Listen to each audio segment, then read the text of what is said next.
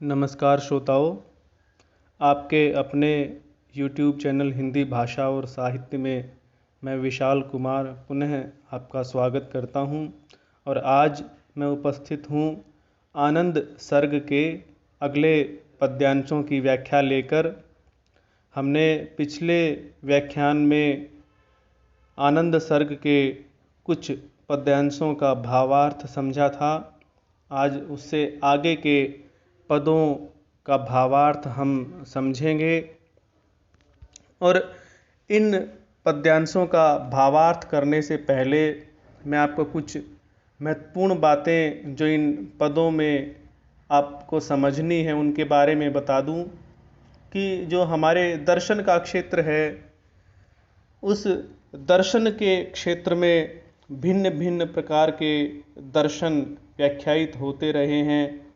अलग अलग विद्वानों ने अलग अलग दर्शनों का प्रवर्तन किया, प्रतिपादन किया, और उन दर्शनों में से एक दर्शन का नाम जो कि प्रारंभिक दर्शन माना जाता है, अद्वैत दर्शन, जिसकी व्याख्या हमारे वेद, पुराण, शास्त्र, उपनिषद आदि भी करते हैं। उसके बाद आदिगुरु शंकराचार्य ने अद्वैत दर्शन का प्रतिपादन किया और उसी अद्वैत दर्शन के आधार पर आगे विशिष्टाद्वैतवाद या शुद्धाद्वैतवाद या द्वैताद्वैतवाद या द्वैतवाद, ये सभी दर्शन फिर इसी अद्वैत दर्शन से निकले। तो जयशंकर प्रसाद जी भी हमें दिखाई देते हैं कि वे भी अद्वैत दर्शन से प्रभावित हैं और उनकी रचनाओं में हमें अद्वैत दर्शन की धारणाएं देखने को मिलती हैं। तो आपके लिए इस अद्वैत दर्शन को समझना आवश्यक है ताकि आप जो भी आज पढ़ाया जाए उस भावार्थ को, कविता के उस भावार्थ तक पहुंच सकें। अद्वैत, द्वैत शब्द में अ उपसर्ग लगाने से बना है। द्वैत का अर्थ होता है दो, तो अद्वैत जहाँ दो न हो। देखिए, प्राचीन काल से ऋषि मुनि इत्यादि इस बात पर विचार करते रहे हैं कि परमात्मा क्या है, आत्मा क्या है, मनुष्य का जीवन क्या है, प्रकृति क्या है। तो इन बातों पर विचार करते समय कई जो ऋषि मुनि थे उन्होंने जो अनुभव किए, उन अनुभवों को ही दर्शन के नाम से या अपनी किसी प्रवचन के माध्यम से दूसरों के सामने प्रकट किया। और उनमें से ये जो अद्वैत दर्शन है यह कहता है कि जीवात्मा और परमात्मा अलग अलग नहीं है, अद्वैत यानी कि दो नहीं हैं। जो दो ना हो उसे अद्वैत कहा जाता है। तो ये दो नहीं है अपितु एक ही है। जीवात्मा परमात्मा का ही अंश है, भले ही वह भिन्न भिन्न प्राणियों के रूप में हमें अलग अलग दिखाई दे, लेकिन जो परम तत्व परमात्मा है उस परमात्मा का अंश ही जीवात्मा में भी विद्यमान है। इस प्रकार की बात अद्वैत दर्शन के माध्यम से कही गई। दूसरी बात, अद्वैत दर्शन ने अपनी बात को स्पष्ट करने के लिए बहुत से उदाहरण भी दिए और संभवतः उन उदाहरणों से आपको यह बात अधिक समझ आ सकती है। एक उदाहरण दिया जाता है सागर और तरंगों का। हम सभी जानते हैं कि समुद्र में तरंगें उठती हैं और यह भी हम जानते हैं कि जो तरंगें होती हैं उनका समुद्र से भिन्न अस्तित्व नहीं होता। अर्थात जो तरंगों का अस्तित्व है वह समुद्र से ही होता है। यदि हम किसी को ये कहें कि हमें एक तरंग ला कर दो, तो समुद्र से भिन्न उस तरंग को करके कोई भी व्यक्ति ला नहीं सकता है, क्योंकि तरंग का अस्तित्व समुद्र में ही है। भले ही कोई छोटी या बड़ी तरंगें हमें आकार के अनुरूप अलग अलग दिखाई दें, लेकिन सभी तरंगें अंतिम रूप से सागर ही हैं। सागर का जल ही है जो कि तरंगों के रूप में हमें दिखाई देता है। एक उदाहरण और दिया जाता है कि जिस प्रकार कुम्हार मिट्टी के भिन्न भिन्न आकार के, भिन्न भिन्न रंग रूप के बर्तन बनाता है, लेकिन उनमें मिट्टी का जो तत्व है वह एक सा ही है। एक ही मिट्टी को घड़े का रूप भी दिया जा सकता है, एक ही मिट्टी को दिए का रूप भी दिया जा सकता है, या किसी और प्रकार के आकार के पात्र का रूप भी दिया जा सकता है, लेकिन उनमें जो एक जो साझा तत्व है वह मिट्टी ही है। तो वह मिट्टी ही अनेक प्रकार के रूप धारण करके अनेक पात्रों के रूप में हमें दिखाई देती है। इसके बाद एक उदाहरण और दिया जाता है, जिस प्रकार से स्वर्ण और आभूषण, सोने से आभूषण बनते हैं और उसी सोने के अलग अलग अंगों में पहने जाने वाले आभूषण अलग अलग आकार के और अलग अलग तरह के आकृति के आभूषण बनाए जाते हैं, लेकिन सब में एक तत्व जो स्वर्ण होता है वह विद्यमान रहता है। तो इन्हीं उदाहरणों के माध्यम से यह बताया जाता है कि उसी प्रकार से वह परमात्म तत्व भी एक ही है, और विभिन्न जीवों के रूप में जो हम अलग अलग प्राणी देखते हैं, उन सभी प्राणियों में एक वह तत्व ही समाया हुआ है। और इसीलिए यह कहा गया है कि इस संसार में ईश्वर के अतिरिक्त कुछ भी नहीं है। जो भी कुछ है वह ईश्वर ही अनेक रूपों में हमें दिखाई देता है। उस ईश्वर का अंश ही, उस परम चेतना का अंश ही, ईश्वर को परम चेतना भी कहा जाता है। उस चेतना का अंश ही, चाहे वह जड़ हो या चेतन हो, सृष्टि के हर एक कण कण में हम देख सकते हैं। ईशावास्योपनिषद में एक मंत्र आता है, पूर्णमदः पूर्णमिदं पूर्णात् पूर्णमुदच्यते पूर्णस्य पूर्णमादाय पूर्णमेवावशिष्यते। उपनिषद का यह मंत्र भी यही बात कहता है कि वह परमात्मा पूर्ण है, और पूर्णमिदं, यह जगत भी पूर्ण है, लेकिन जगत की पूर्णता उस परमात्मा की पूर्णता के आधार पर ही है। यदि वह परमात्मा पूर्ण है तभी यह जगत भी पूर्ण है। पूर्णस्य पूर्णमादाय पूर्णमेवावशिष्यते, कि यदि उस परमात्मा रूपी पूर्णता से इस जगत रूपी पूर्णता को निकाल भी लिया जाए, यानी इस परमात्मा के अंश से जगत के अंश को अलग कर दिया जाए, तो भी परमात्मा पूर्ण ही रहता है। अर्थात जो भी कुछ जगत में है वह परमात्मा का जो चेतन स्वरूप है उसका ही विस्तार है।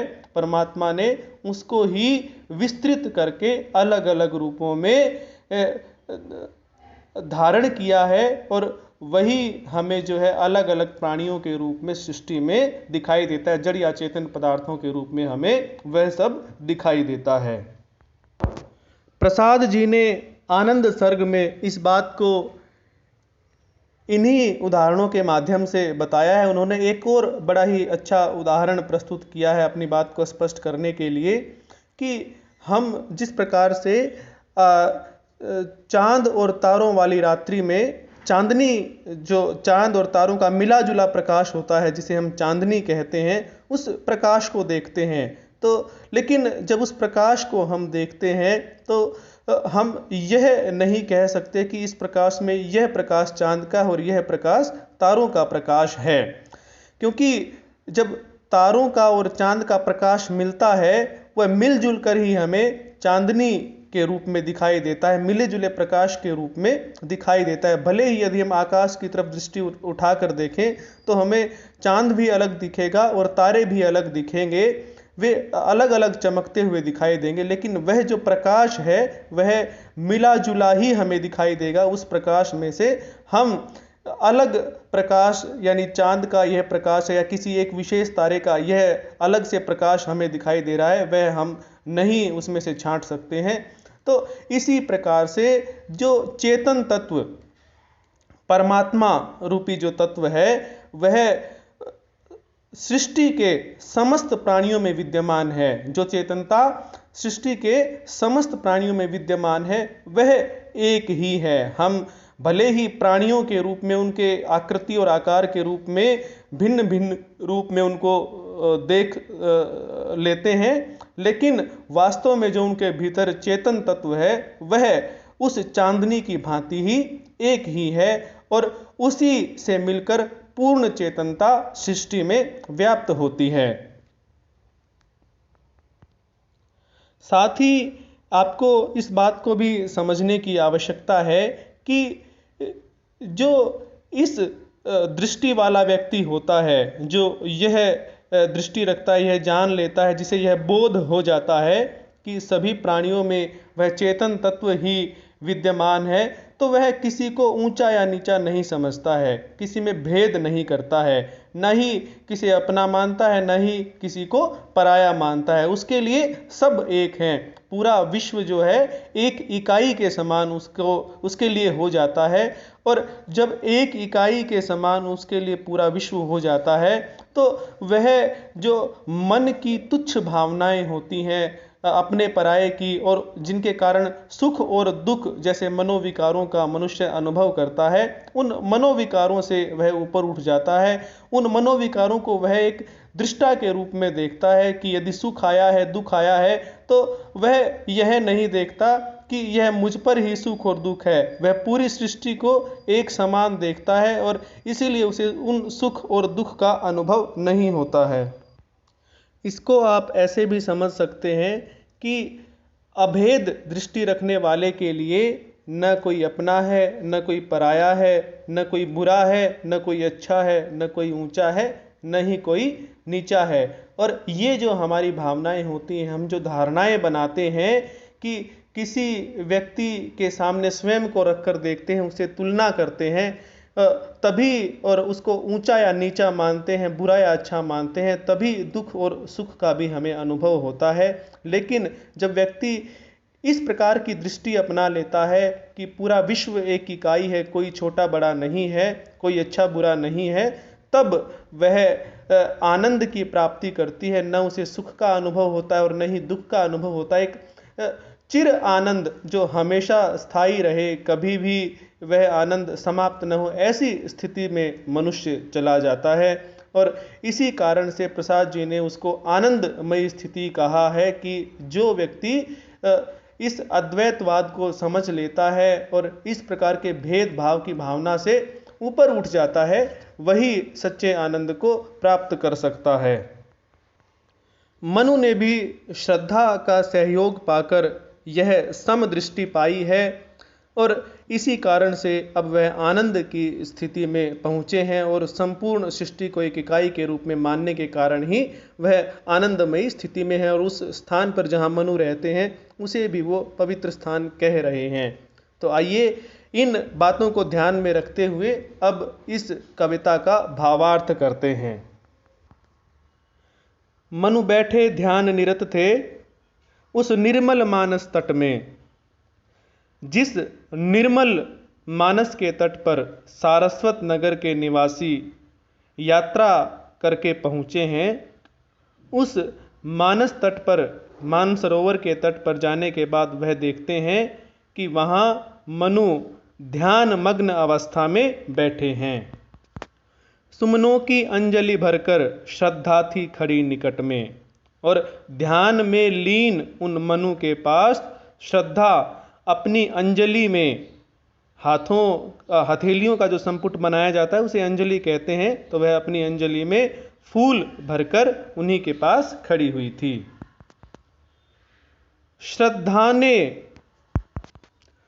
सुमन बिखेरा, और मनु के पास खड़ी हुई श्रद्धा ने अपनी अंजलि में लिए हुए फूलों को बिखेर दिया।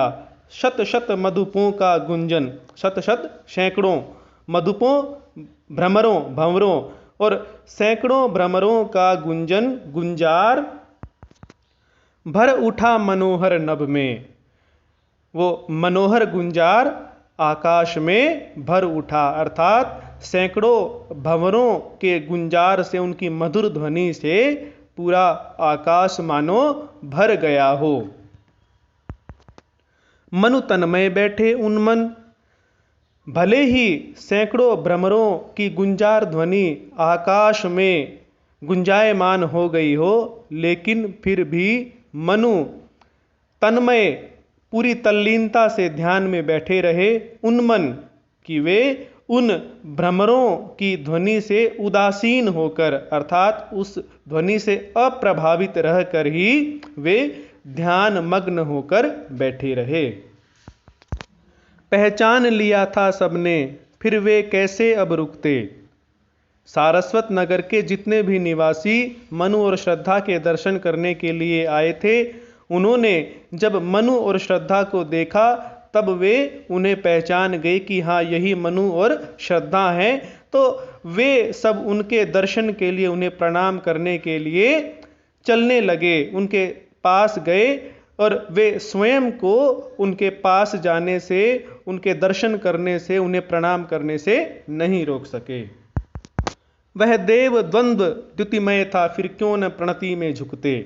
देव द्वंद्व दिव्य, द्वंद्व युगल, दंपति द्युतिमय कांति से युक्त। वह दिव्य दंपति, दिव्य दंपति कौन? मनु और श्रद्धा, बड़ी ही कांति से युक्त था, बड़ी ही शोभा से युक्त था। तो सभी जो सारस्वत नगर के निवासी उनके दर्शन करने के लिए आए हैं, वे उन्हें प्रणाम करने के लिए क्यों न झुकते। क्योंकि यदि हम किसी तेजस्वी व्यक्ति के दर्शन करते हैं तो हमारा मन स्वयं ही उन्हें प्रणाम करने के लिए आकुल हो जाता है और हम उन्हें स्वतः ही प्रणाम कर देते हैं।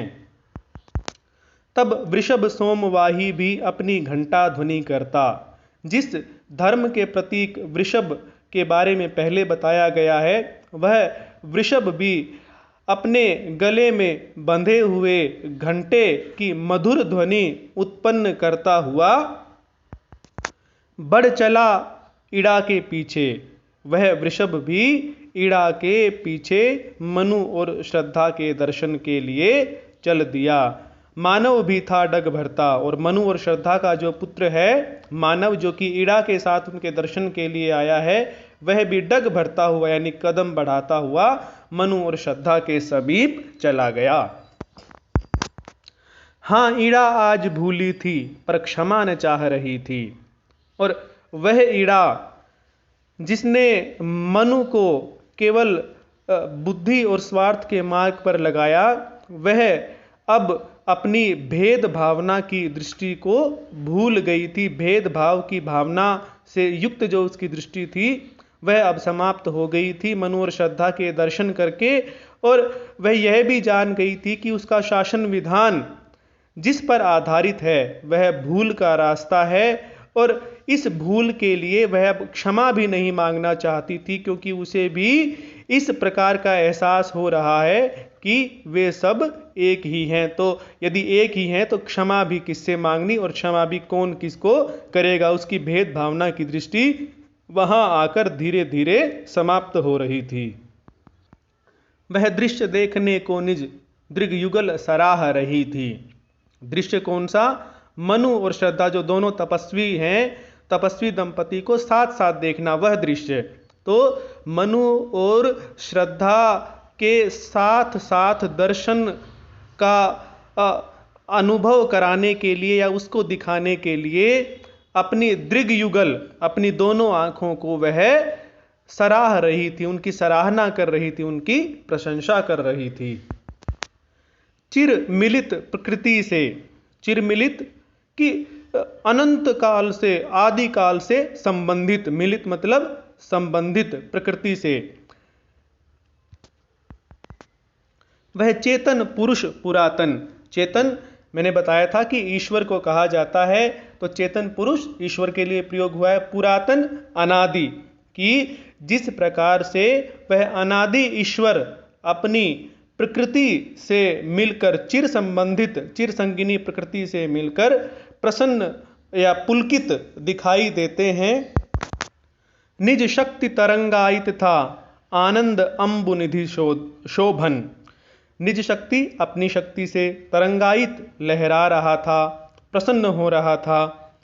आनंद अंबुनिधि, अंबुनिधि समुद्र को कहते हैं, शोभन शोभाकारी, कि जिस प्रकार से वह अनादि ईश्वर अपनी प्रकृति से मिलकर प्रसन्न हो जाते हैं, पुलकित दिखाई देते हैं, वैसे ही वह मनु भी उस सागर के समान हैं, जिनमें अपनी ही शक्ति की लहरें उठ रही थी और वह शोभायमान हो रहे थे। कहने का भाव यह है कि जिस प्रकार से समुद्र भी अपनी ही लहरों के वेग से या अपनी ही लहरों के बल पर लहराता है, प्रसन्न होता है, वैसे ही मनु भी अपनी शक्ति रूप, अपनी शक्ति की तरंग रूप श्रद्धा से मिलकर, उस श्रद्धा से युक्त होकर लहरा रहे थे या प्रसन्न हो रहे थे। भर रहा अंक श्रद्धा का मानव उसको अपनाकर, और जो मानव है, मनु और श्रद्धा का पुत्र है, वह भी श्रद्धा को अपनी भुजाओं में आलिंगन करके, यानी अपनी भुजाओं में उनके शरीर को भरकर बहुत ही आनंदित हो रहा था। ईड़ा शीश चरणों पर वह पुलक भरी गदगद स्वर, और जो ईड़ा है उसका शीश, उसका सिर श्रद्धा के प्रति भक्ति भावना होने के कारण स्वयं ही उसके चरणों में झुक गया था, और वह बड़े ही प्रसन्न स्वर में, गदगद स्वर में यह बोली मैं धन्य हुई जो यहाँ भूल कर आई। श्रद्धा से ईड़ा ने कहा कि आज मैं धन्य हो गई जो यहाँ पर यूं ही आ गई हूँ। वैसे तो उसे राजकाज के अनेक कार्य रहते हैं, लेकिन वह यहाँ पर किसी न किसी तरह से आ गई है, और इसलिए आज वह मनु और श्रद्धा दोनों के दर्शन करके, और विशेष रूप से श्रद्धा के दर्शन करके, वह बड़ी ही अपने आप को धन्य समझ रही है। हे देवी तुम्हारी ममता बस मुझे खींचती लाई।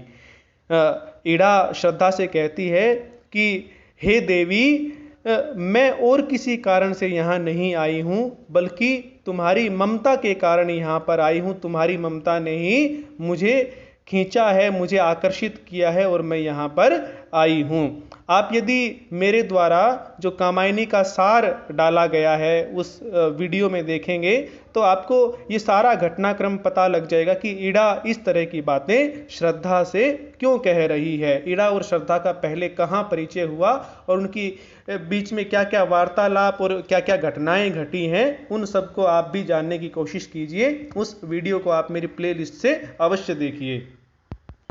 भगवती समझी मैं सचमुच कुछ भी न समझ थी मुझको।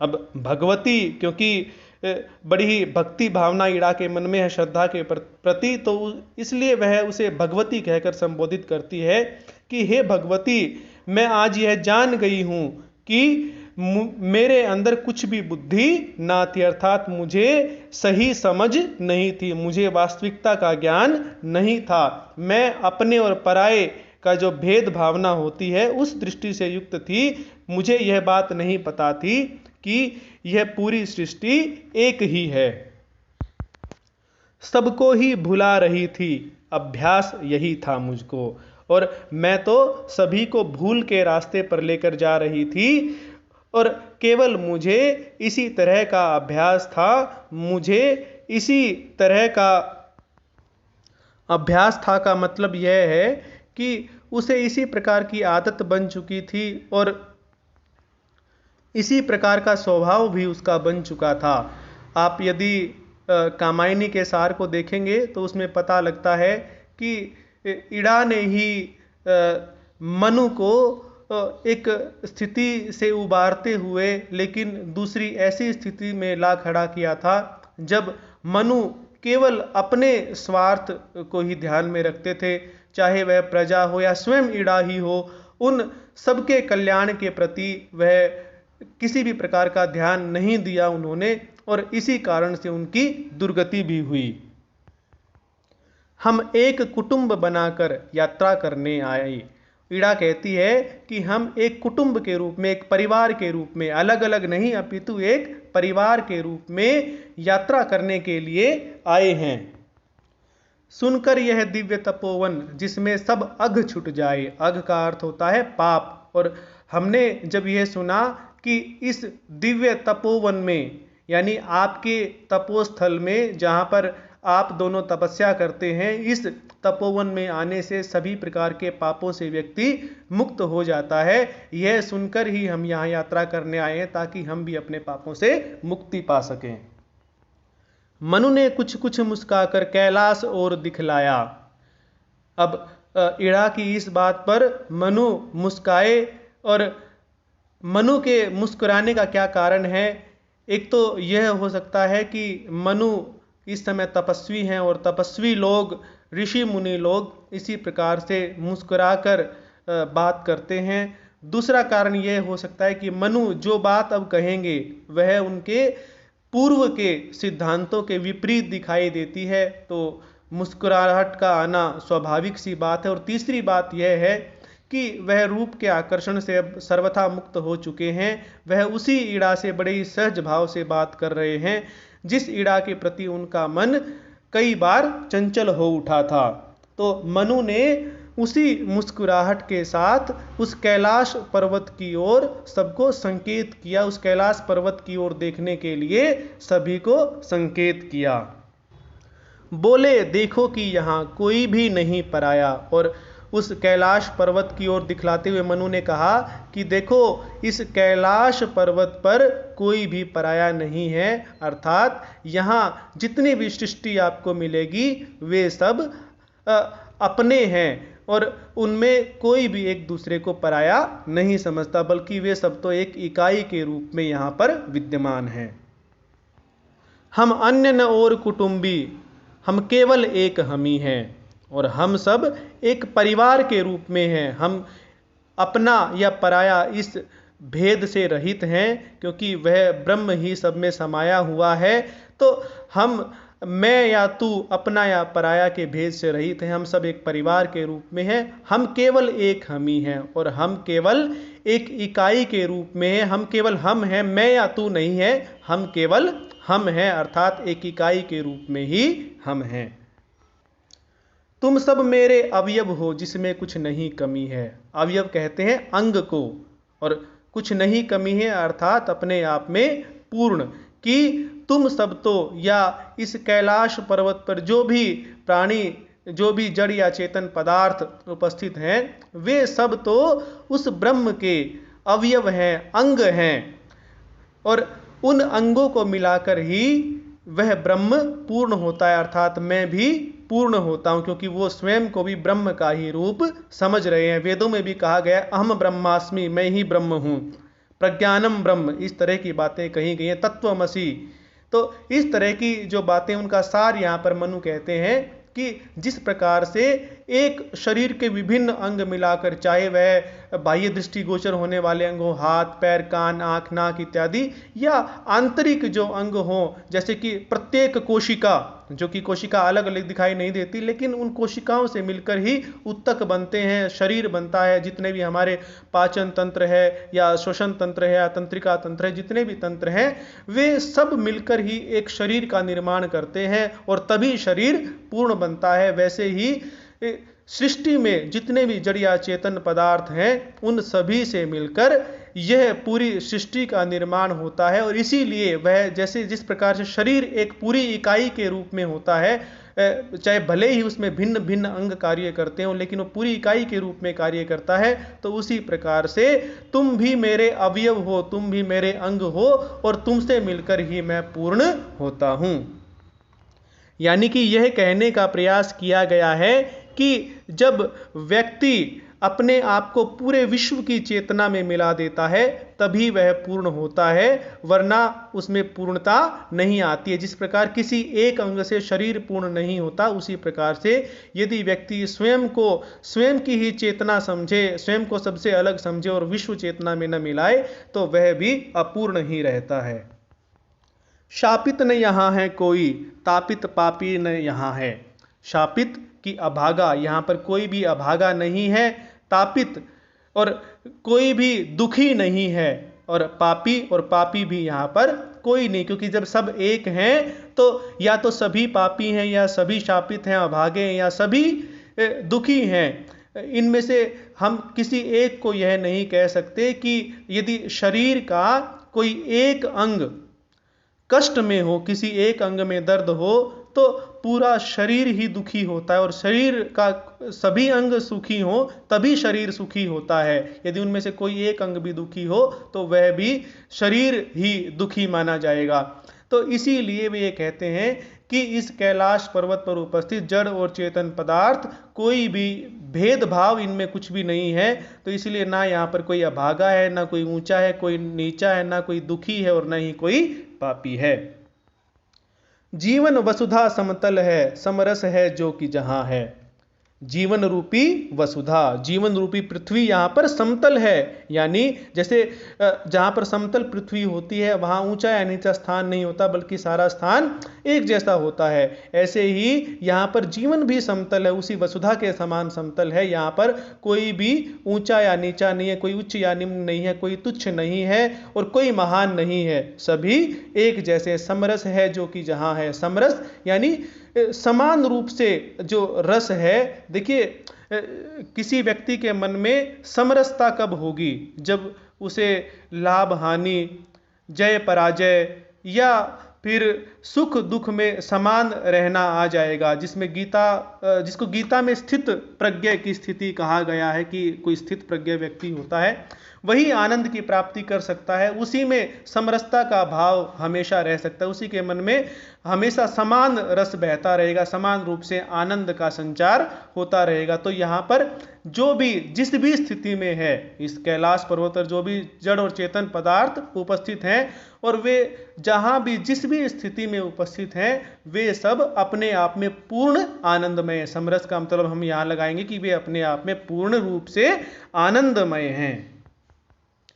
चेतन समुद्र में जीवन लहरों सा बिखर पड़ा है। जिस प्रकार से समुद्र में लहरें अलग अलग बिखरी हुई दिखाई देती हैं, वैसे ही इस चेतना रूपी चेतन ईश्वर रूपी समुद्र में जीवन भिन्न भिन्न आकार में, भिन्न भिन्न प्राणियों के रूप में बिखरा हुआ सृष्टि में दिखाई देता है। कुछ छाप व्यक्तिगत अपना निर्मिताकार खड़ा है, और जिस प्रकार से उन लहरों में छोटी या बड़ी होने के कारण अलग अलग विभिन्न छाप, विभिन्न चिन्ह दिखाई देता है, जिससे हम उनको अलग अलग देखते हैं और वे अपना निर्मिताकार, अपना अलग अलग आकार बनाकर हमारे सामने दृष्टिगोचर होती हैं। वैसे ही जो जीवन, जो वह चेतन ईश्वर अलग अलग जीवात्मा के रूप में, अलग अलग सृष्टि के जड़ या चेतन पदार्थ के रूप में बिखरा हुआ दिखाई देता है, वह भी कुछ विशेष चिन्हों के कारण, आकार या आकृति के कारण अलग अलग रूप में विशेष चिन्ह लिए हुए, विशेष छाप लिए हुए, अपना आकार बनाए हुए इस सृष्टि में दृष्टिगोचर होता है। इस ज्योत्सना के जल निधि में बुदबुद सा रूप बनाए, इस चांदनी के समुद्र में बुलबुलों सा रूप बनाकर नक्षत्र दिखाई देते अपनी आभा चमकाए। जितने भी तारे और नक्षत्र हैं वे अपने अलग अलग रूप में भले ही दिखाई देते हैं, वैसे अभेद सागर में प्राणों का सृष्टि क्रम है, लेकिन वे वास्तव में अलग अलग नहीं हैं, अपितु वे सब एक ही प्रकाश, जिसको हम चांदनी का नाम देते हैं, उस चांदनी में उनका प्रकाश घुल मिल जाता है। और उसी प्रकार से वैसे ही अभेद सागर, अभेद उस परमात्मा को कहा गया है जो कि भिन्न नहीं है पूरी सृष्टि से। तो उस अभेद रूपी सागर में इस जो परमात्मा का जो चेतन तत्व है, उस सागर में प्राणों का सृष्टि क्रम है। जीवात्मा भी वैसे ही हैं, जैसे चांदनी में तारों का और चांद का प्रकाश सम्मिलित होकर हमें दिखाई देता है, वैसे ही इस सृष्टि में भी जीवात्मा और परमात्मा की स्थिति है। उस परमात्मा का प्रकाश और जीवात्मा का प्रकाश ही एक चेतन तत्व के रूप में सृष्टि में विद्यमान है। आप इसको ये इस तरह से भी कह सकते हैं कि जिस प्रकार से चांद और तारों का प्रकाश एक रूप में, चांदनी के रूप में हमें दिखाई देता है, भले ही वे तारे और चांद आकाश में अलग अलग दिखाई दें, लेकिन उनका जो प्रकाश है वो एक ही रूप में दिखाई देता है। वैसे ही जो जीवात्मा और परमात्मा, इन दोनों में जो चेतन तत्व है, वह चेतन तत्व एक ही चेतना के रूप में पूरी सृष्टि में विद्यमान है। सब में घुल मिलकर रसमय रहता यह भाव चरम है। घुल मिलकर रसमय, रसमय मतलब आनंद, और यह जो आनंद का जो भाव है, जो वह चेतना का भाव है, वह चेतना का भाव घुल मिलकर रहता है। जिस प्रकार से तारों और चांद का प्रकाश चांदनी के रूप में घुला मिला दिखाई देता है, और जीवात्मा और परमात्मा का जो चेतना तत्व है, वह जो चेतनता है, वह भी घुल मिलकर पूरी सृष्टि में विद्यमान रहती है। और वह भाव ही परम यानी कि सर्वोत्तम है, वह भाव ही सबसे ऊंचा है। और चिंतन के माध्यम से व्यक्ति जिस ऊंचे से ऊंची स्थिति को प्राप्त कर सकता है, वह यही स्थिति है कि वो यह जान ले कि जो भी चेतना पूरी सृष्टि में दिखाई देती है, वह परमात्मा और जीवात्माओं की मिली जुली, घुली मिली चेतना के रूप में ही हमारे सामने विद्यमान होती है। अपने दुख सुख से पुलकित यह मूर्त विश्व सचराचर। दुख सुख से पुलकित, पुलकित होना यहाँ केवल आनंद का ही बात नहीं है, केवल सुख की अनुभूति की ही बात नहीं है, अपितु दुख भी इसमें शामिल होता है कि अपने सुख से सुखी और दुख से व्याकुल। मूर्त विश्व यह ठोस विश्व सचराचर की जड़ और चेतन पदार्थों से युक्त, जड़ और चेतन पदार्थों से युक्त, अपने सुख से सुखी और दुख से व्याकुल यह ठोस विश्व चितिका विराट वपु मंगल। यह जो ऐसा विश्व है, यह चिति यानी उस चेतन के विराट वपु विशाल शरीर के समान है। जिस प्रकार से हम ये मानते हैं कि हमारे अंदर एक आत्मा है और वह ही चेतन तत्व है, और यह शरीर तो केवल उसे बाहरी आवरण के रूप में मिला है, तो वह जो चेतन परमात्मा है, वह ईश्वर है, उसे यदि आत्मा माना जाए तो उसके शरीर के रूप में यह पूरा विश्व है, जिसमें जड़ और चेतन सभी प्रकार के पदार्थ सम्मिलित हैं। जिस प्रकार से हमारी आत्मा को जो यह शरीर मिला है, यह सुख और दुख दोनों का अनुभव करता है, गर्मी सर्दी सबका अनुभव करता है, तो वैसे ही यह जो चेतन परमात्मा है, उस चेतन परमात्मा का शरीर क्या है, यह पूरा विश्व, चाहे उसमें नदी, पहाड़, पक्षी, पशु, मानव, पेड़ पौधे, फूल, पत्ती, ये सभी उसके शरीर के ही भिन्न भिन्न अवयव हैं। मान लीजिए कि ये सभी उसके शरीर की भिन्न भिन्न कोशिकाएं हैं। और क्योंकि वह जो ईश्वर है, वह चेतन ईश्वर जो है, वह मंगलमय है, तो उसका शरीर भी, यह जो सृष्टि रूपी शरीर है, यह भी मंगलमय है, और इसीलिए इसको मंगल प्रसाद जी ने भी कहा है। यह सत्य सतत चिर सुंदर, और यह जो सृष्टि रूपी चेतन परमात्मा का शरीर है, यह सत्य भी है, सतत यानी सदा रहने वाला भी है, और चिर सुंदर उस परमात्मा के समान ही सुंदर भी है। जिसको हम सत्यम शिवम सुंदरम की संज्ञा देते हैं, वही बात यहाँ पर की गई। मंगल यानी शिवम और सत्य और सुंदर, तीनों ही बातें यहाँ पर कह दी गई हैं। सच्चिदानंद जिसे हम कहते हैं, वह बात भी यहाँ चरितार्थ होती है। जिस प्रकार से वह परमात्मा सच्चिदानंद है, सत्य शिव सुंदर है, वैसे ही उसका यह शरीर रूपी सृष्टि भी सत्य शिव और सुंदर है।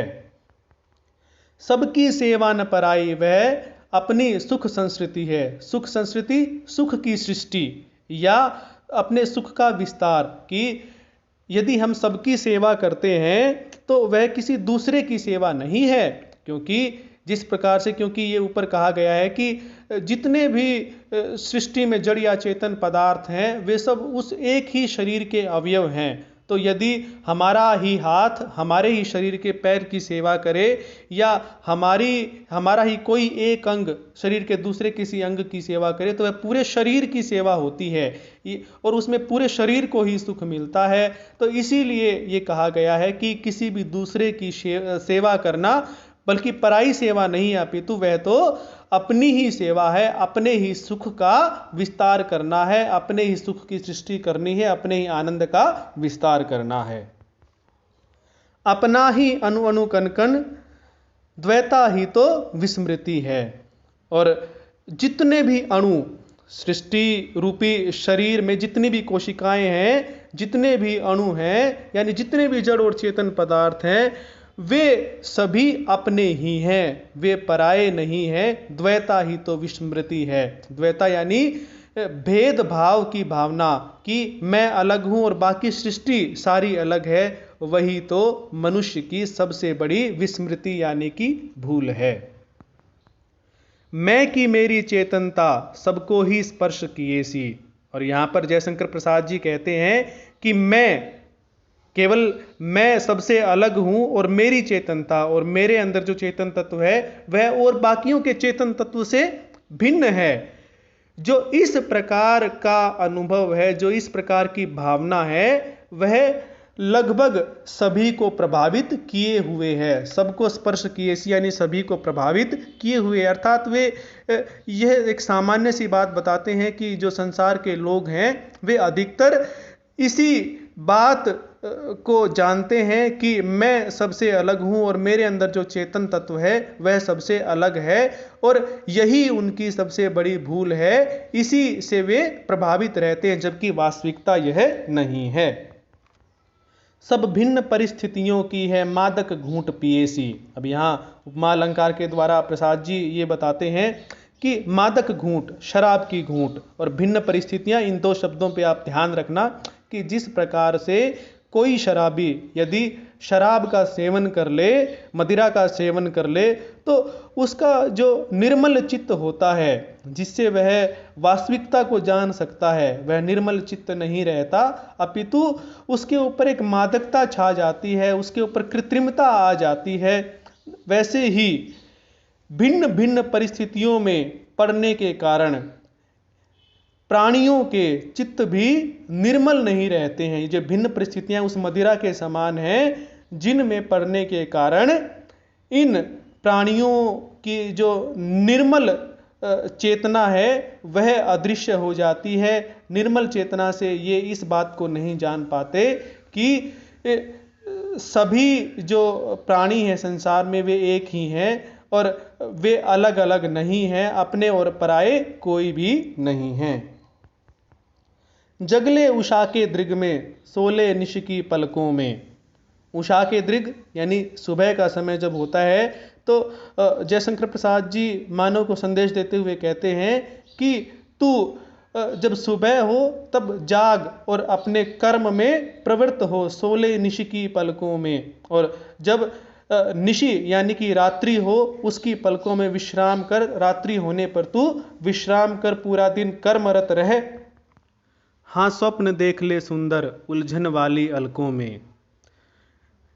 जिस प्रकार से कोई व्यक्ति अपनी प्रेयसी की उलझन वाली अलकों में प्रेम के मधुर स्वप्न देखता है, वैसे ही रात्रि के गहराने पर, उस रात्रि के अंधकार में तुम मधुर स्वप्न देखो। इस प्रकार का संदेश जयशंकर प्रसाद जी देते हैं। यहाँ पर एक तो हम इसका अर्थ यह लगा सकते हैं कि प्रसाद जी मनुष्य को प्रकृति के साहचर्य में अपना जीवन व्यतीत करने का संदेश दे रहे हैं। साथ ही दूसरा इसका एक जो गूढ़ अर्थ जो कि अद्वैत दर्शन के आधार पर लगाया जाता है वह यह है कि उषा के जो दृग हैं उसका अर्थ है ज्ञान की प्राप्ति। जिस प्रकार से सुबह होती है वैसे ही ज्ञान की प्राप्ति हो।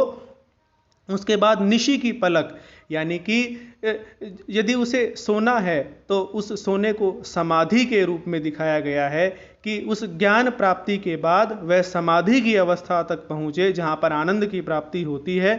और जो स्वप्न, सुंदर स्वप्न है, वह सुंदर स्वप्न उस विलक्षण ईश्वर के लिए प्रयोग किया गया है। उस विलक्षण ईश्वर को देख, और उस विलक्षण ईश्वर को कब देख सकता है? जब कोई व्यक्ति ज्ञान प्राप्ति करके समाधि अवस्था में पहुंच जाएगा, तो अज्ञान रूपी जो अंधकार है, जो अलके हैं, जो अज्ञान रूपी अंधकार है, उसमें वह उस ईश्वर को, विलक्षण ईश्वर को देख सकता है, उसके दर्शन कर सकता है।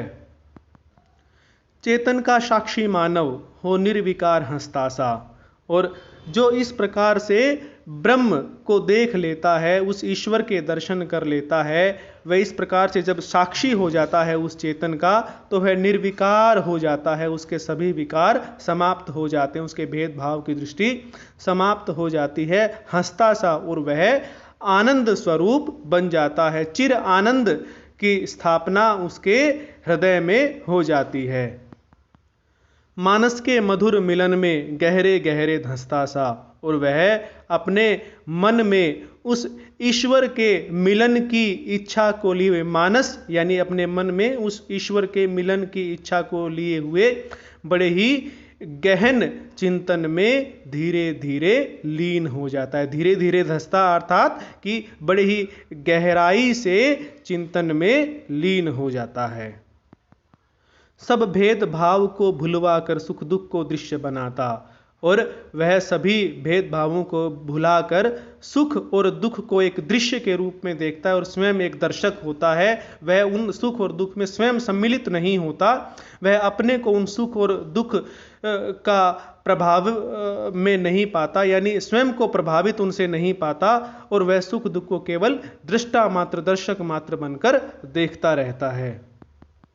मानव कह रे यह मैं हूं, यह विश्व नीड़ बन जाता।